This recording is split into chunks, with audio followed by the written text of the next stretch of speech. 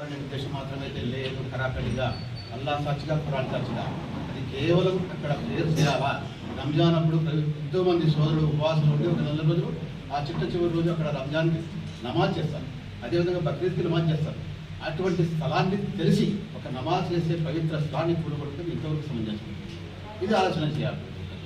దీన్ని మేము ఏదో ఉద్యోగంలో తీసుకుపోవాలనే ఉద్దేశం ఏం కాదు, తెలియజేస్తున్నాం. ప్రజలకు తెలియజేయాలనే ఉద్దేశంతోనే ఈ పత్రికా సమావేశం ఏర్పాటు జరిగింది.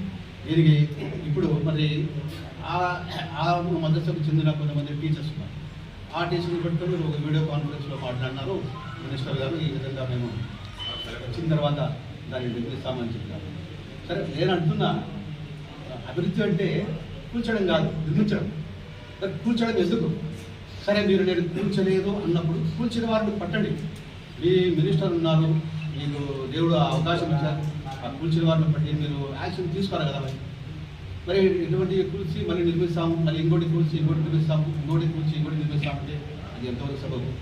అందుకే నేను చెప్తున్నానంటే, ఇక్కడే రామిరెడ్డి గారు ఉన్నారు. రామిరెడ్డి గారు కట్టాల్సిన అవసరం ఏం లేదు. అదేవిధంగా మీరు కట్టాల్సిన అవసరం ఏం లేదు.